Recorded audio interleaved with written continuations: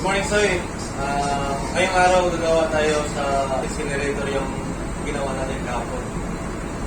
Kailangan talaga natin na gawin to kasi nakakatulong to na mabawasan yung sludge natin sa barko. Sa ngayon na time is, yung tawag ito, mamahal na ng shore reception facility. Hindi naman natin trabaho, sana yan, napapasok tayo sa incinerator pero wala tayong magagawa kasi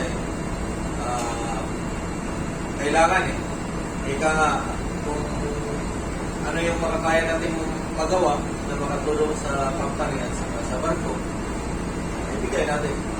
So, let's go! Samahan nyo. Kaya nasisira yung incinerator natin, it's because greenhouse gas emission. So, kailangan yung temperature ng incinerator natin is mataas, nasa 900 to 1,000. Masyadong mataas, kaya nagkakanda sira yung incinerator natin. Pero allowed naman siya na nagka-crack. Kung mapapansin nyo sa video, mayroong mga cracks. Allowed naman siya na mga up to 3 mm na cracks. So, okay lang na mayroong cracks. Pero this time, yung incinerator na ginawa namin is nahulog na talaga yung castable material, isa na division sa incinerator. So, kaya kailangan gawin na natin. Para safety, kailangan nakatanggal tong burner, nakatanggal yung wire. Yan.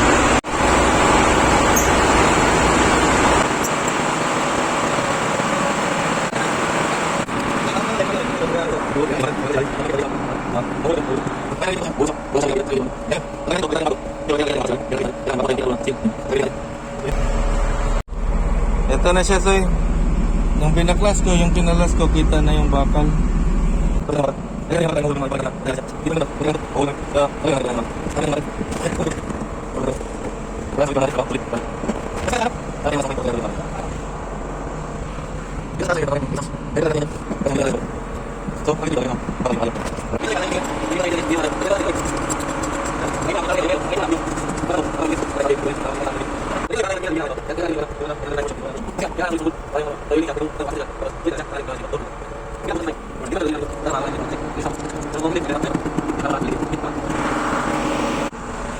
Ganito siya ng preparatory, lagyan ng bakal para ito yung kakapit sa semento or sa pilbliko.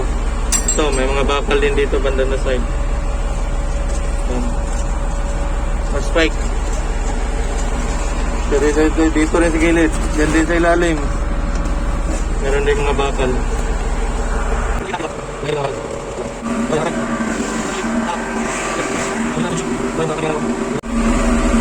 So, yan na nga, Tay. Tapos sa gilid, sa harap. Saka dyan. So, dito na lang sa division. Saka yung sa landingana ng buwan. Record natin. Sana maging maayos.